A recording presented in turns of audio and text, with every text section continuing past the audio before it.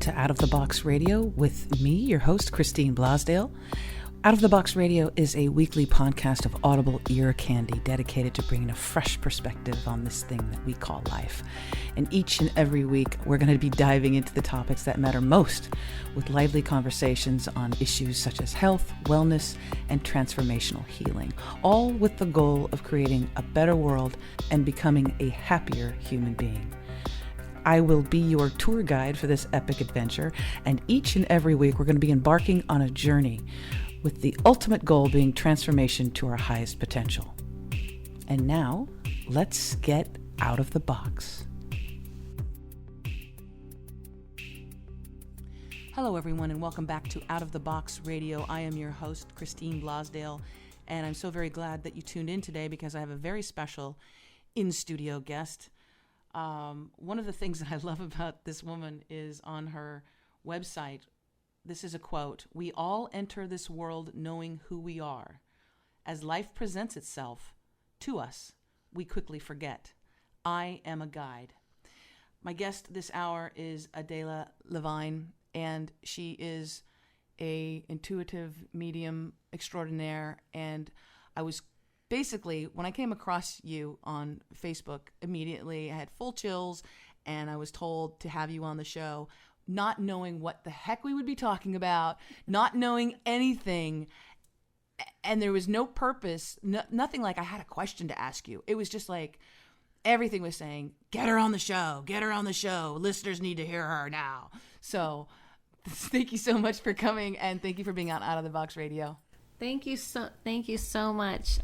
This is, I don't know how to say, but I get what you're saying, so you don't even have to explain about that interconnection of knowing that you don't even know why, but you're led to it. And I feel that's what this is. And yeah, you're definitely someone that I feel I was guided to. So very honored. Thank you so much. Let's get into, I want to let our listeners know a little bit about your gifts that you have to offer the world, and let's start from the beginning. When did you know that you had this ability sort of to kind of pierce through that veil to the other side? How young were you, and did you know what was going on? No, I didn't know what was going on, and I was as young as I could remember. My mother died when I was 10 days old, and I was raised by my aunt and uncle. And every time I went to bed, I would see things, and not voices, but just faces would come to me, and no one kind of believed me. I would tell them all the time that there was people in my room, and it was like, yeah, you're fine, just go to bed. But I think one of the things that stuck out was I had dreams about every month about my aunt passing away. And I knew there was something weird about that. And when she got leukemia when I was 16, I knew that was the dream. So that was the pivotal. For me, that was a very major, like, something's up here. And of course, after she passed and then she started to come to me was definitely what got my attention. But no, I didn't understand it. I knew things about people. My aunt, but I called her my mom. She would actually come to me and ask me questions about people and what I saw, and I would tell her. And I thought it was normal because when I looked at people, it was just like they have a blue shirt. So if she asked, that's what it seemed like to me. It was as obvious as that. And she would say I was very intuitive, but I didn't understand what it was. But I would just know things about people all the time, and it just seemed normal. So I didn't understand it for a long, long time. And I ran from it from a long, long time. How long was it that you ran from it? Oh, let's see, up to like many times. It did open up significantly when I was about 21, 22. And that's a long story, but I read someone for the first time that I was guided to, and it was on point, and it freaked me out. But then I explored it, and then I didn't understand how to control it. So it freaked me out, so I shut it down, reopened it again about my 30s. And how that got reopened was I reunited with an ex-boyfriend, and while I was on the phone with him, his friend died. And so he knew about this I called it this thing I did. So I said, well, maybe I should try and talk to him, and it worked. And probably it was about a year after that, I literally laid down on the bed and said, nothing's working in my life. Obviously, I'm running from this. And I connected to the other side and said, show me what to do. And then around then I committed to this path. When you reached that moment where you laid down and you said, show me what to do, I want to explore that a little bit, because we all have moments in our life where we have a crossroads, where we have decisions to make, or we're dealing with a crisis, a health crisis, or emotional upheaval. And we often look, part of the journey of being a human being is this horrible feeling of being alone. Mm-hmm. So many people feel alone, lonely. I'm only just recently realizing that there are many resources available to us. But if you can, this is what I'm getting from the audience, is to explore that a little bit more. Let's talk about tapping into that other side and asking for guidance, asking for assistance, like actually saying, yo, come help me with this. I could really use your help. Let's talk about that, because I'm getting a really big hit on that right now, that we need to talk about it. Right. I literally laid down and said, can you show me? And when people ask all the time, how can I open this ability? It's really as simple as that. If you want to open yourself up and connect yourself, you have to ask. It's free will. They will not force it upon you. They will make blocks. Like you said, there may be like a health scare or something that happens in your life that goes, there's something not clicking I need to pay attention to. And for me, that was happening a lot. So when I laid down, because of my ability, I guess, I was able to see a literal guide on the other side. They said, we're going to show you. And they showed me how to raise my vibration and connect to the other realm. Everything I learned from the other side. I didn't read anything. I didn't have teachers, nothing. So it's really about free will. If you want to connect and get this guidance, it's also about paying attention to the signs. And the signs are very subtle. They're not as obvious as like what we see in the movies and TV and things like that. They're actually much more subtle than that. And what people do is they get that feeling, they get that chill, they get that sensation, but they ignore it. So if you finally say, okay, there's something to this, it's your own faith, basically. Even if you feel ridiculous, even if you feel uncomfortable, you just push through it and say, why don't I just try it? Why not? And there's guidance. The main thing that the other side is trying to say to you, not just spirits, but higher beings, is we're trying to help, but we can't force it upon you. So that's the step. That's the first step. What comes after that is honing it, is just practice. It's like the idea when you hear that little whisper, like, do this, and you ignore it, maybe try listening to it next time and see what happens. So it's not like some people take it like you're following instruction. It's not. It's like you have to do it. It's just, why not try to get that help and see if it clicks? People know this all the time. They're like, oh, I knew I should have done that and I ignored it. So it's not so foreign. It's just people feel like, well, I want to do this instead. So I don't want to listen to that. Because, it's like, turn around and go back and, get your coat. And you're like, I don't feel like turning around. Like something silly as that. And then later you're like, man, I'm so glad I did that because I got caught in the rain or something. But that's all they're trying to say, is like, we're trying to help you, because it's like the Matrix. It's like a grid. They're seeing, possible paths and also seeing down your road. And they're just trying to help you avoid some, bumps and things like this. And then sometimes, maybe you have to learn in another direction, but it's as simple as listening. First, it's asking for, it's free will of asking for guidance or assistance, and then listening. Yes, the listening part is probably the hardest part for people, because most people feel like, oh, I am listening, I don't hear anything. I think people think it's going to be like, if you're here, make my book fall down. It's not going to be like that. And the reason why is because your mind will consciously wonder, if that book falls down, did it fall down because it really something is talking to me, or am I reading into it? So it will happen when you're not paying attention, when you're kind of distracted, something kind of comes over on the left side and happens to you, and you go, oh, that's interesting, because earlier I was asking for a sign and now here's something happening, when you're distracted, because then you might believe it more, because it's not when you're paying attention. Because your mind does mess with you. You kind of go, wait, am I reading into it, or is this really happening? Let's talk about that messy little mind. So much of the pain that we go through and the stress is in our thoughts and in our head. Mm-hmm. I always try to bring myself back to my heart, but it just seems like that brain, that mind of thoughts just keeps coming. And a lot of times it'll take you to the negative place, right? It'll take you to the worst case scenario. I don't know if that's preparing you for something or trying to protect you, but your mind and thoughts can go to some places that are, not necessarily probably the best for you.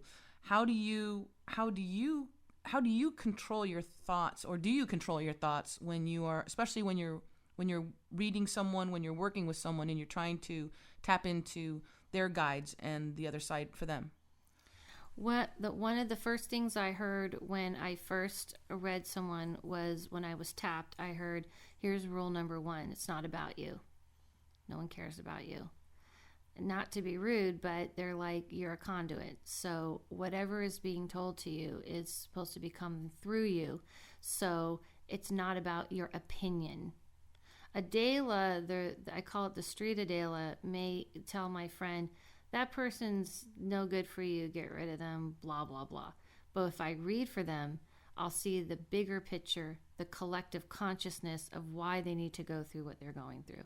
It's definitely not me, the friend, it's something else. So when I'm reading someone, I'm jumping into their skin, seeing the world the way they see it, and I'm seeing the bigger picture, the collective consciousness of why am I telling them what I'm telling them? I don't think about it. It's just coming through, and it's coming through from something that I can't consciously understand.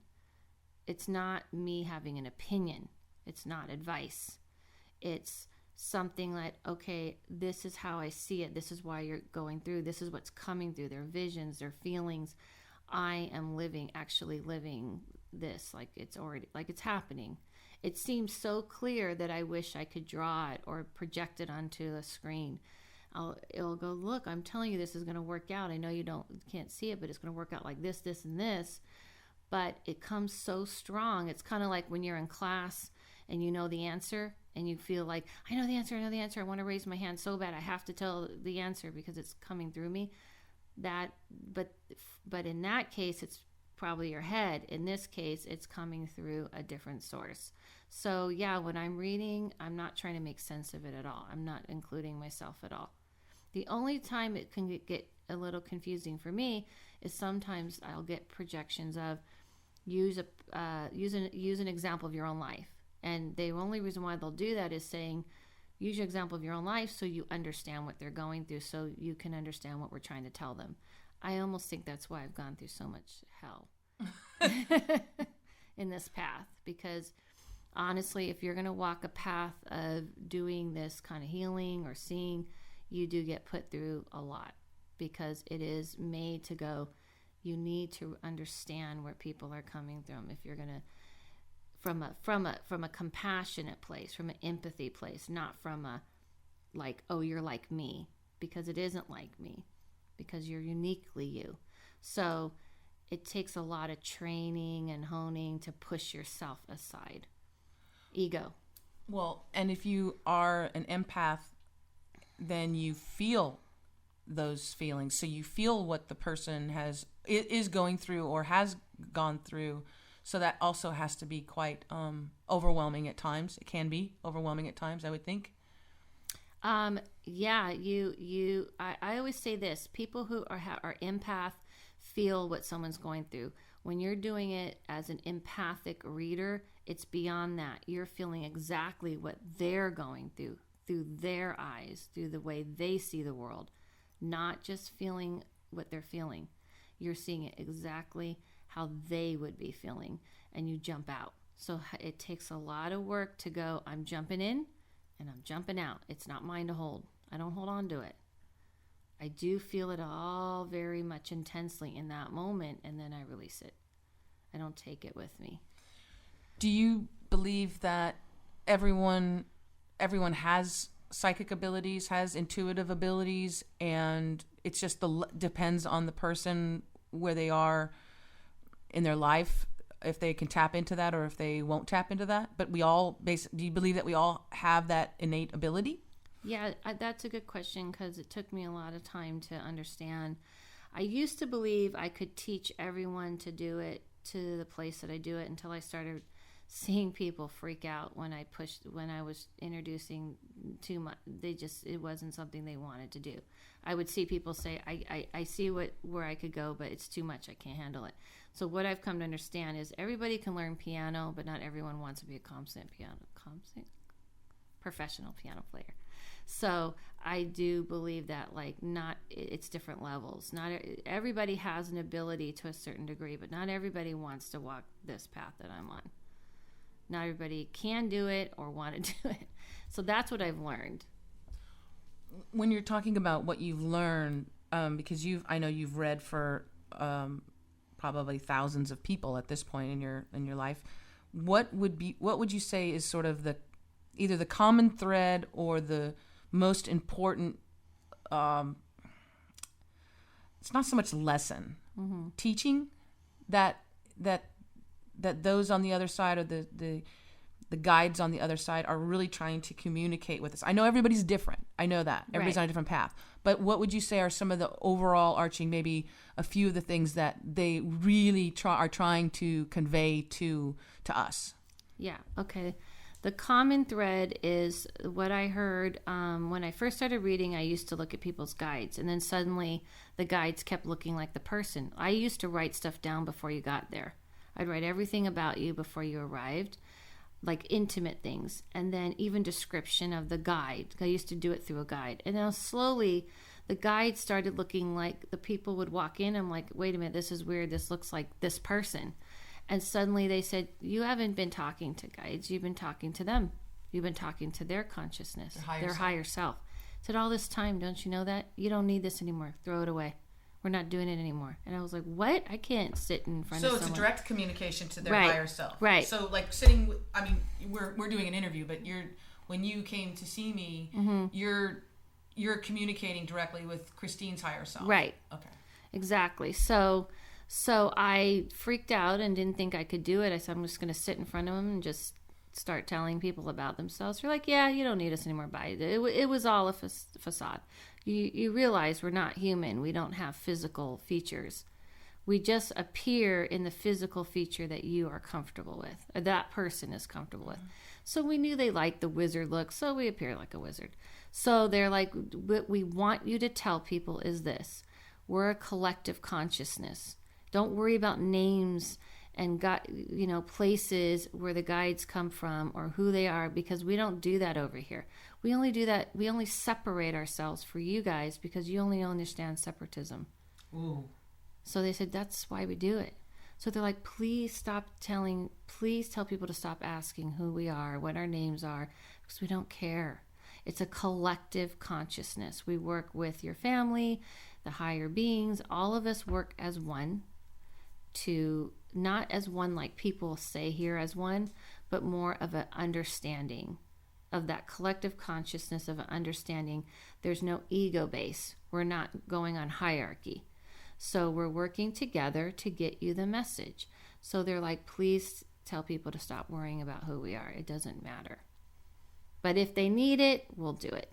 If that makes them more comfortable, we will appear as a little girl, we'll appear as a dog, we'll appear as whatever makes you happy till you get it. That's what they've been saying for a long time. Your grandmother. Now, the thing is with spirits are really actual spirits. So that's why they're saying, we'll work with your family. The family, see, spirits don't understand the bigger picture. They don't, because they only go by what they want for you. So they're like, they only go by what they want for you. So for instance, like your grandmother may say, that guy's a jerk, get rid of him. And the higher beings go, she's not at that conscious level of understanding why we need you to go through this relationship.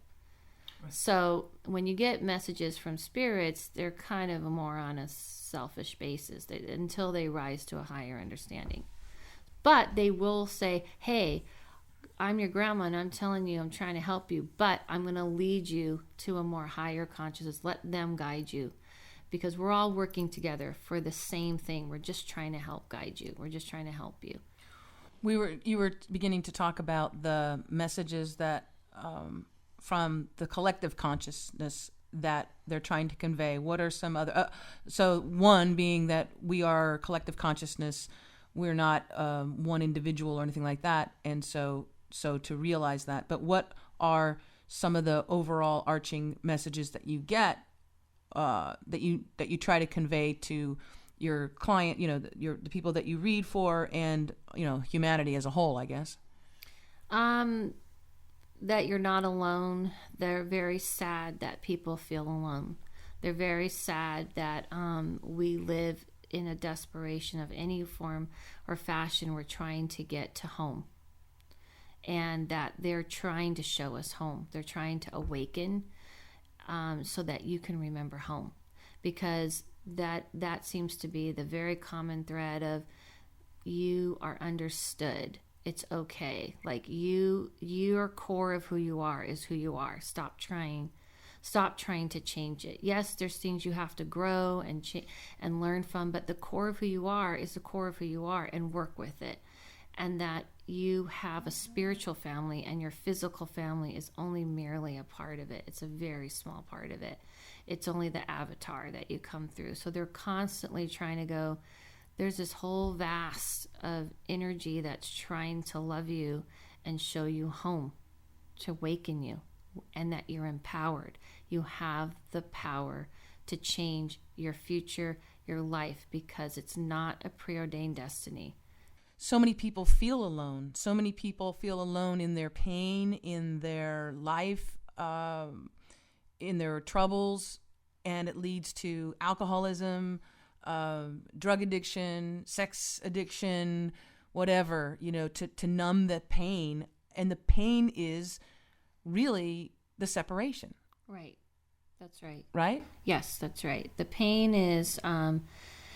What the message over and over that I've been hearing, especially lately, is to understand that we operate like you're you, I'm me, too bad, good luck to you. Whatever happens to you, it has nothing to do with me.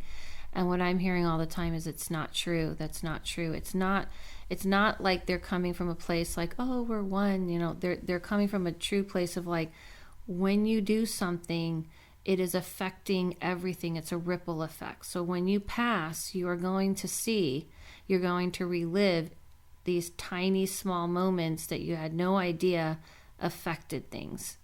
And that the person you passed by, on the street for 10 seconds and maybe smiled at, you don't know that they had a horrible day and that they were maybe thinking of something horrible, and you changed their future. They're trying to show that's how they operate there, and that we're getting worse and worse in this desensitization.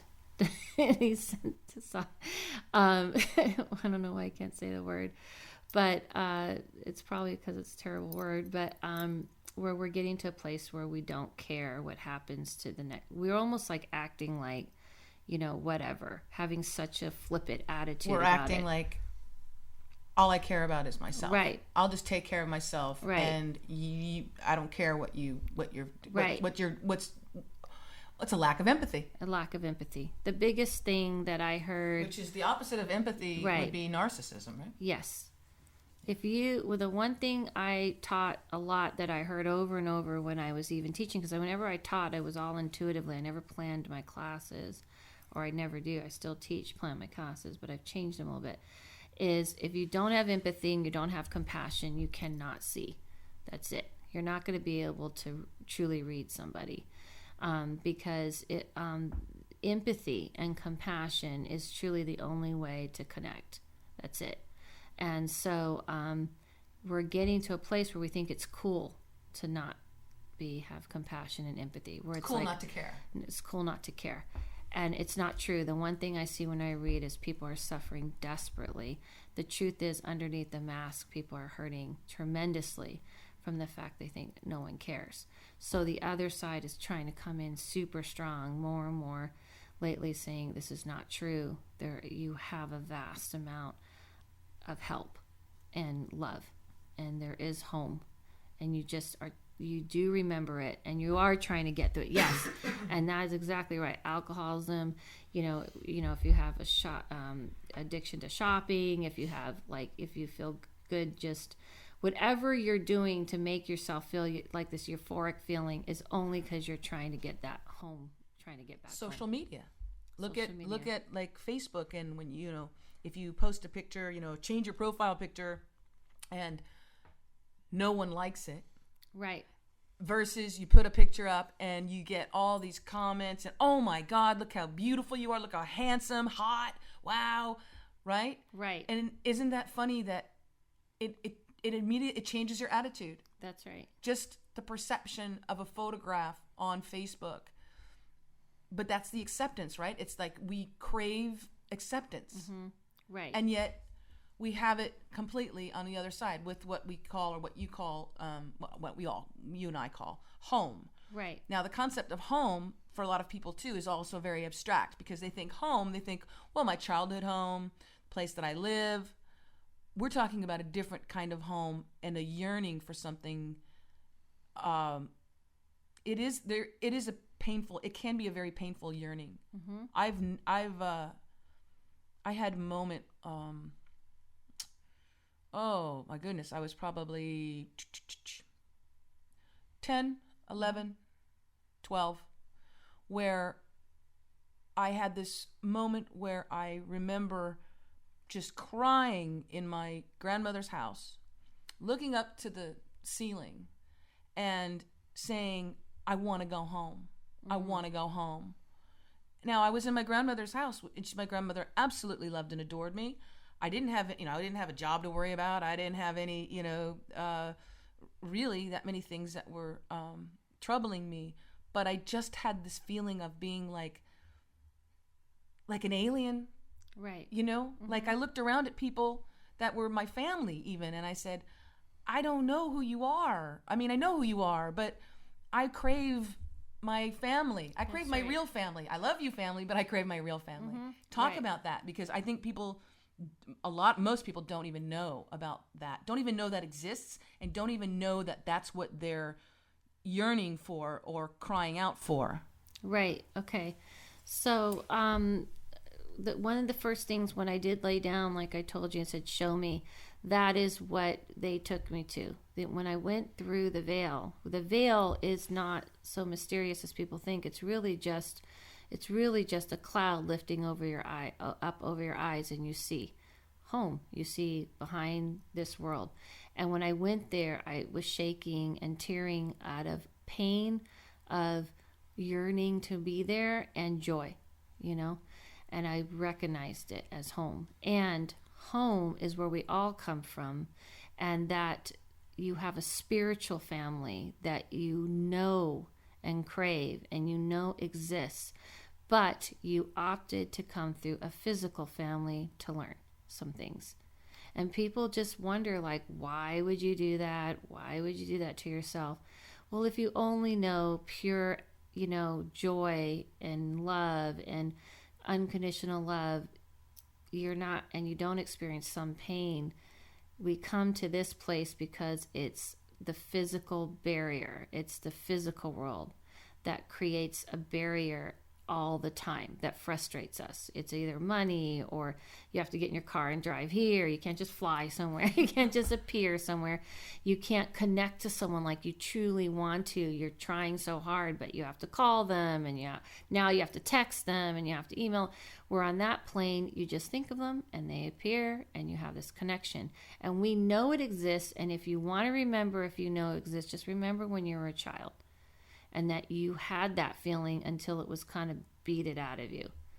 You knew, you're like, I could fly. Yeah, that's no big deal. Or you were like connected to your mom or connected to a friend, and you just had this feeling of pure like understanding and knowing, until everyone's like, no, that's not the way things go. And you're like, it's not. And then you get it, beat it out of you. And so home is that thing in us that we know exists, and we feel it when we hear a song, or you see something beautiful, or you meet someone and it's like a perfect moment, and you're like, I know this exists. It's that feeling where you just don't have to try that hard. And we're trying to strive to get to it. It does exist, and it is trying. There is a collective consciousness that's trying to wake you up to remember. It does change things. It changes, especially when we were talking earlier before recording this about having near-death experiences, where you are either, there's been plenty of people documenting, or at least expressing, retelling their experience when they've either died and then they came back, or they were near death. And overall, most of those experiences have been one of euphoria, because of the fact that they are tapping into that home, tapping into that place of home. And so when they come back, then there is often many people who've come back say that they don't have that fear of death anymore, and they don't feel so alone. But here's the thing. You can have that experience, but the physical world that we live in is so convincing.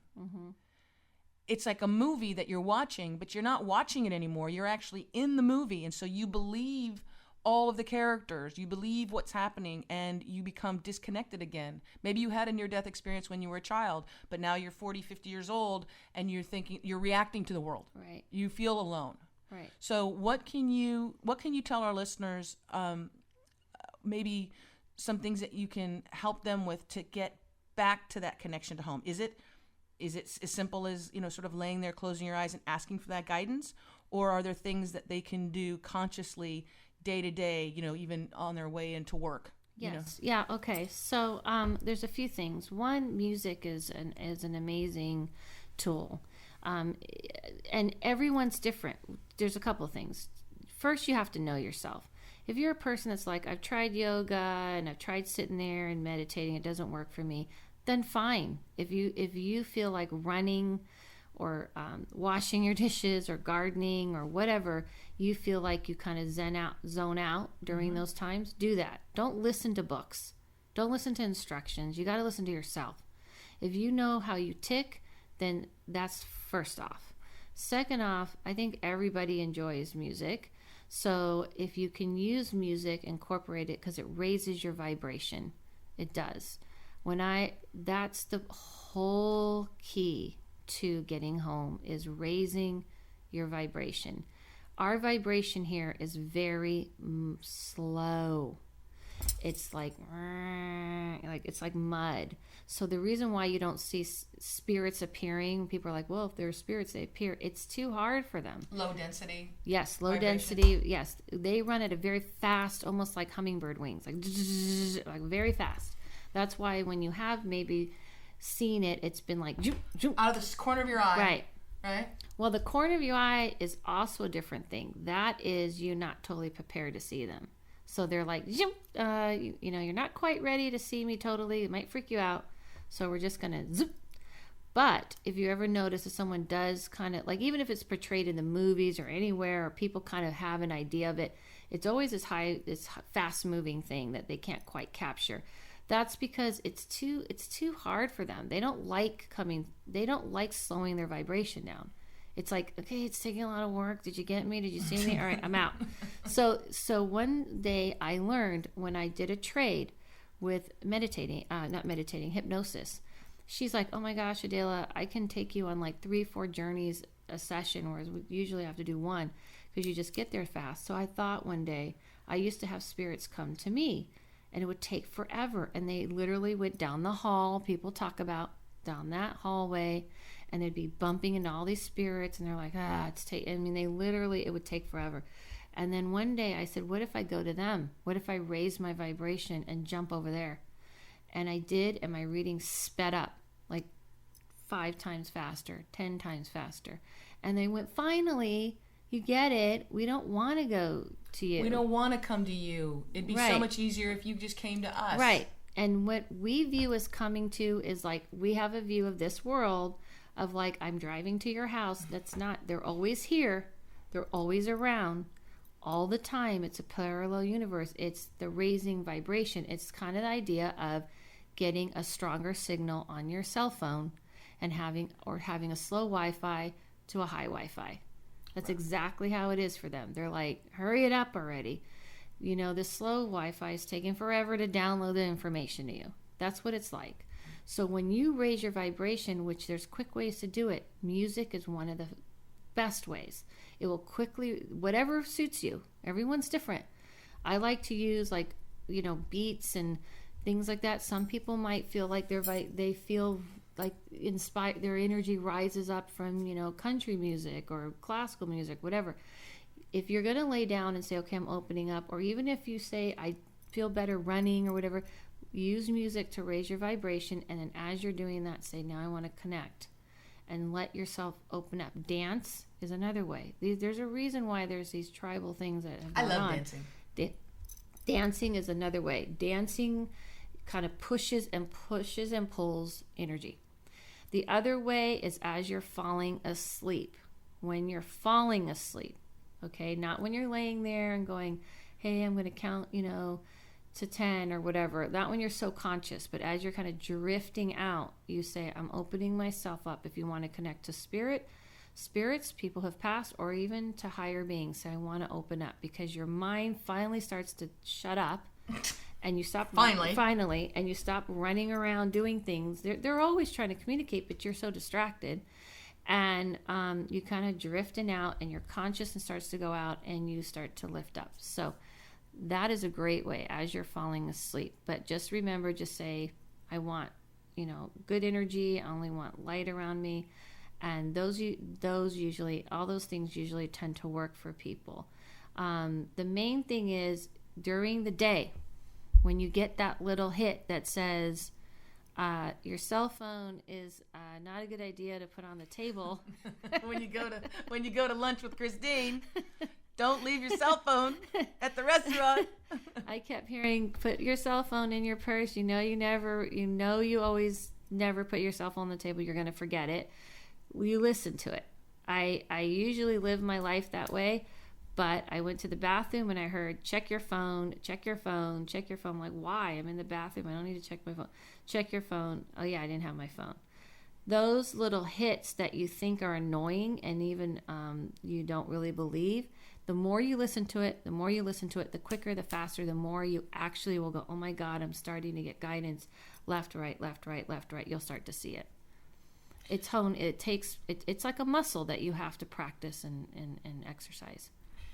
It's a subtle muscle. Yes, it's very subtle. It's not like it's not going to bang you over the head. It's not fancy. What I equate it to is that it's like instead of a voice, it's a thought, but it's a thought that comes with an energy that that it's not from you. It's not emanating from Christine or Adela. It's coming from somewhere else, and it's persistent. It's the persistence that cracks me up. Right. Because I'll get a hit and it'll be like, you need to do this, you need to do that, you need to do this, you need to do this. And I say, no, I can't right now. I'm a little busy. Or, oh, that's just my own desire. That's just my own wish. That's not really something I should do. And then what it is that it's like a kid who keeps tapping you. That's right. Mommy, mommy, mommy, right. mommy, mommy, pulling on your shirt, mommy, mommy, until you actually go, okay, fine, I'll do it. Right. That's it. That's the persistence part. Right. And that's when you know. That's when you know. It's usually going to be something you wouldn't think of. It's usually going to be like if you're like, I'm just going to like jump out, real quick in the shower, jump out and get in the car. And somebody says, you may want to sit down and take a rest and have some tea. You're like, what? I don't have tea. What are you talking about? I don't do that sort of stuff. No, just take a minute. Trust me, just wait 10 minutes. And then you're like, that sounds like the dumbest thing ever. I would never do that. But then let's say you listen to it. And then you go out and you find there was an accident.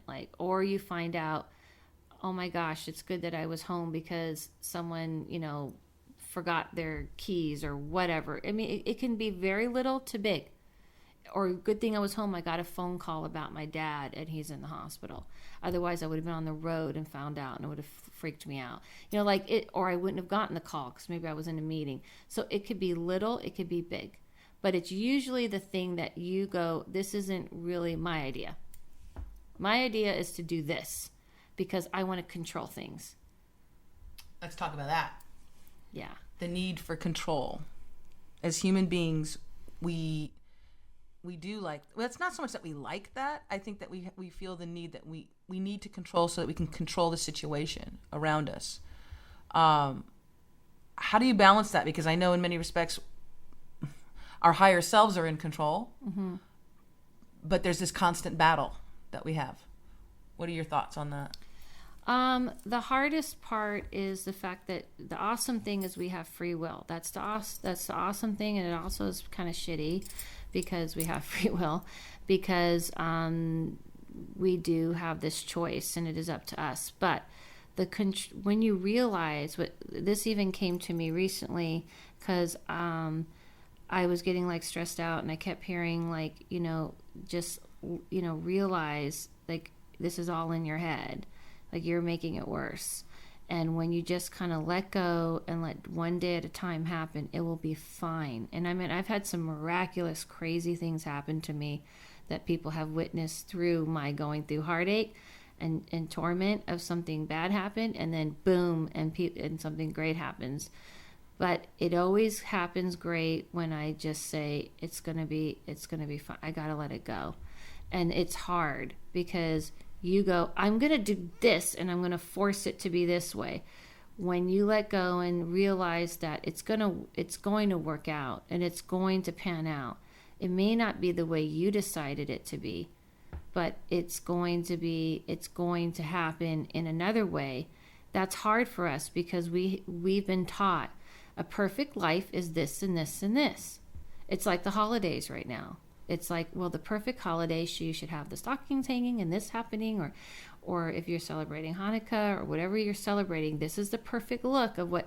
And we have we're taught that. That's all about, trying to control us actually, and trying to tell us what to do, and that impressing on us what a perfect life is. But when you realize it's okay if it's messy, everybody's messy. Everyone's pretending. Everyone's putting a mask on. Everyone's acting like they have the answers. Like they got their shit together. Right. They don't. I can tell you from reading, nobody does. Nobody does. And I have read from very, very prominent people to people who are just trying to, make it into what they're doing. It's all the same. And it's because the common denominator that we all have is fear. People are struggling with their fears and their pain. And everyone's struggling with that. And you can compare and say, well, theirs not as bad as mine or whatever, but everybody is doing it. So when you kind of realize that and you go, there is no perfect anything, and you let it go, you're free. And you may only have that for 10 minutes and then go back to worrying again. And then you got to go, okay, I got to remember. It's like you have to keep practicing it. The other world doesn't care about the flaws. They're like, this is all part of it. The flaws are, what's going to expose the good. You can't have one without the other. So they're like, we don't care. You're the one that's hung up on some perfect world. We don't care about that. We are only here to help you through this torment you're going through with your own flaws. That's all we're trying to do. Once you kind of realize it's like a great moment. I'll have these moments, and it's like for 5 or 10 minutes, I'm like, I get it. The flaws are amazing. I'm amazing for the flaws. And then, like, of course, I'm human, and it'll come back to like, wait, I messed up again. And then I have to go back to like reminding myself, or I hear the collective conscious reminding me, like, stop it. You just stop it. You are free. And the problem is that we live in a place where it's constantly being bombarded that that's not true. So it's confusing. Think about when you're a kid. If you want to go back to freedom, go back to children. Did you run around, spinning around? Did you like roll around on the ground all crazy in mud, or just, put your hair crazy, or like ran around like, wow? I mean, you didn't care until people started telling you there was something wrong with it. You weren't acting appropriate. So, you have this freedom of just being in the moment. And when you're a child, you're very much in the moment. And then you get taught that you're not supposed to only think of that. There's other more important things like the future, and what are you going to do with your future, and what bad thing did you do yesterday? So if you want to get back to freedom, go sit on a swing. Go play in a playground for a minute, or, I mean, obviously maybe not look like the only adult on the playground, but why not? But like that's why dancing can be very free. It is really hard for us to accept the fact that you're not going to do everything perfect. It's okay. It's not a big deal. Nobody is doing it. That's the one thing that started opening my eyes when I started reading and jumping into other people's skin, that we're all the same. We're all having fears. We're all feeling pain. There is no different. We may come in different shapes and sizes physically. We might be doing different things, but that is the common denominator, and we all want to be home. And that's the one thing that frees you. If you get caught up in all these things about control, just try to remember there's no such thing. You're not going to control anything ever. Or any person. You're not going to be able to control. Or any control. person. No. Or any situation. It's all false. It's all a false sense of security. Right. It doesn't exist. Right. The only thing you can do is you have a moment. Something happens, you get through the moment, then you have another moment. You get through it, and then you have another moment. That's all you have. That's all you're going to be doing your whole life, is having moments. That sounds exhausting. No, because after a while, you won't care. After a while, if you can just roll with it and it's no big deal, you're like, oh, there's a moment, it'll work out. After a while, look at people who are older. They stop caring. Yeah. My grandmother, she lived to be 100 years old, and I think a great deal of that was her ability to let things roll. I mean, she'd been through World War II, Vietnam, this crisis, that crisis. She lost 2 of her children before she passed. All of the different things that, the depression, all these things. And she was able, more than anybody I've ever witnessed, able to let them sort of roll off. She's an Aries, so she would be fiery, and when she was upset or mad, boy, you knew it. But she wouldn't hold on to it. Right. She could yell at you, and you go, oh my gosh, she's so mad. But then it would be done. Right. Then it'd be done. Right. Didn't hold on to it. Right.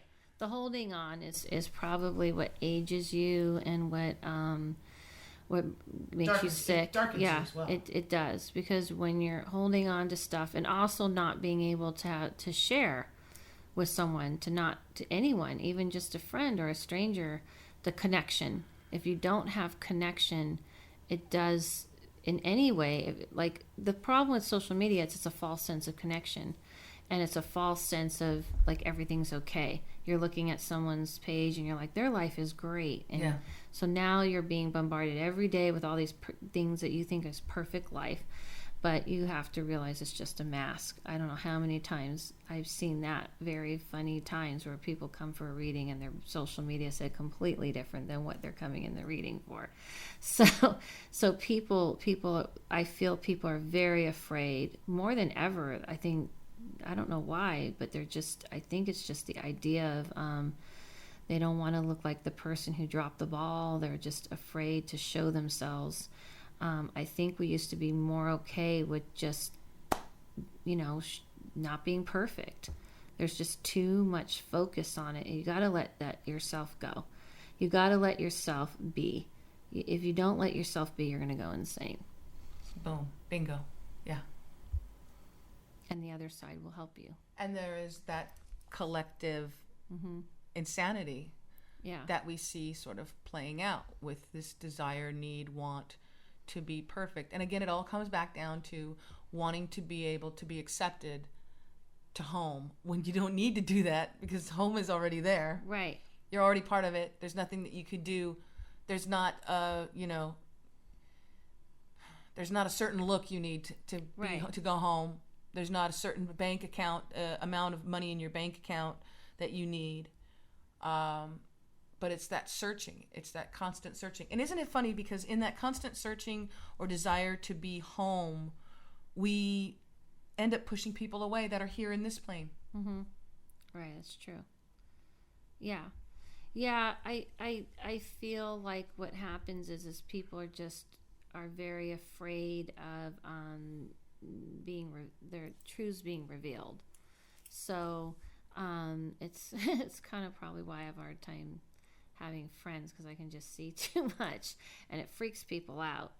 You're like, I would love you to be my friend, but you know my secrets. They get. I've really? Heard, I've heard it. It's a difficult path because of that. People don't like it. So people want to have some masks on. They don't want to feel like someone's always peeking under their mask. I know I can't hide with you. You see it all. I know. I mean, it's not. It's kind of like. It's like you don't. It's like I give people privacy. I got you. Yeah, I see a little bit, and then that's it. I don't peek beyond what is permissible. I don't believe in that. But I feel like what I've noticed over the years of reading. I've been reading 12 years, and it's not a long time compared to a lot of people, but it's a long time to me. And compared to where I started, and what I've noticed it's changed is that people they are excited, they want to be seen, but they want it to be seen like all perfect, all wonderful. Tell me only the good stuff. Yeah, they just want it to be. They think their quirkiness is bad.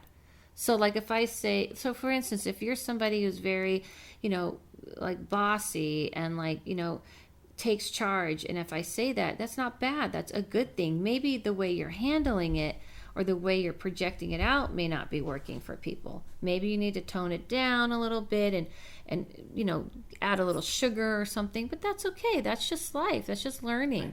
But people think that any little thing, I see this a lot, people they just cannot accept themselves. And so they're looking outward. They're looking for someone to tell them how to be. So I feel the connection is what's not feeling connected to other people who understand them truly in their core self is really killing people inside. That's what makes me sad, because I feel sad because I'm trying to waken people up to realize you may not get all of it here, but there is another realm that will give it to you if you connect to it. You are not powerless. You are not alone. The people in your life who passed are there. And if you don't believe in that, then at least you believe in angelic energy or something like this. And they are there. It may not seem like it because you're looking for it to be, like you said, like it's not, fancy. It's not big. It's subtle. But it's not a big neon flashing sign. But it can start to turn that way to you. Once you start picking up on it, you're like, oh my God, I see it now. I see it now. I see it now. And no, you're not reading into it, and you can test it. By the way, that's another thing I forgot to say. Very important. You are allowed to talk back and say, hey, listen, if you want me to listen to you, you need to give me some confirmations, because I can't just feel like crazy or something. You're allowed to do that. You can get feisty. You don't have to be so careful. Okay, you want me to believe you're there helping me? Well, I need a confirmation. Once you get the confirmation, though, then you got to say thank you, and then you can ask for another one. Also, you can make demands. You don't have to be so careful. That's the other message they want people to know. You can demand what you want. Just know when it's your turn to return the energy, they'll come around. hey, we got that thing, ante up a little bit. We need some of your energy back. So you're allowed to make demands. And be specific. And you have to believe that you deserve it. Right. So you can't be saying, oh, I want companionship. I want somebody to come into my life. And at the same time, in your thoughts, think, I'm not worthy. I'm too fat. I'm too this or that. That's right. Right? Right. And when you say you want companionship, don't say, well, at least they're better than nobody. No. The universe wants you to have the full package. I get a lot of, especially women, will say, oh, I'll describe the person I see. They're like, well, I guess they're not attractive. Why? Because they're an awesome person, so you assume you just have to live with someone that you're not attracted to. I go, this is the universe. They're going to give you someone you're passionate about. Just as like when I stumbled across you on Facebook, and it was like instant recognition when I saw you, I was like, nope. And I had gone on, like I said, oh no, let me, it was just like a flash too. And it was like, you need to have her on the show. And I'm like, no, I don't know who she is. I'm going to just keep going over here and looking at this other stuff. Right. And then it was like that nagging voice, like, no, go back. Right. And then from that, look, boom, now all of the listeners on Out of the Box Radio are going to hear about you, and then they're going to send this show to other people, and then, you know what I'm saying? And people who are going through something that they thought they were all alone. My calling, that I kept trying to escape. I never even wanted to ever be public. When I used to read, I used to hide. And they were like, oh, no, we're not doing that. I was like, yeah, I'm just going to hide over here. They're like, no. So it took me years of getting comfortable and them pushing and me going, okay. And then they're like, see what came out of that? See? And I go, yeah, you're right. I met some cool people and it went really well. I'm really glad I did it. So what happens is that you're doing that. I'm doing what I promised I would do, which is deliver the messages that I feel I've been blessed with. Even though it is a hard path, I do feel blessed, and I want people to not feel alone. My guest this hour has been Adela Lavine, and she's available. You can find out more about her on where? I'm on, you can find me on Facebook. It's all the same name on all social media. My website is adelalavine.com. On Twitter, and the new thing is Periscope, but on Facebook, they're all the same, Adela Lavine. How do you spell that, Adela? Oh, that's right. ADELALAVINE. And any last parting words that you want to say to the audience before we go? You speak right into that mic. Yeah. I guess my parting words is that my hope is that people will understand that pain that you're feeling when you're alone and you feel like nobody really understands you and you don't feel comfortable with yourself. Just realize that there is this energy around you that sees it differently. If you just try to wake up and see it, just try it on, even if it feels silly. There is an energy that sees you as who you are, and you're not alone. I love that. I love you. Thank you. Thank you. And I love our listeners. Thank you so much. Please tune in next week for another edition of Out of the Box Radio. And remember, as always, to think outside of the box. Oh, and I forgot to tell you, if you want to make sure that you don't ever miss an episode, you can subscribe to the podcast of Out of the Box Radio at iTunes or iHeartRadio. And until next time, bye for now.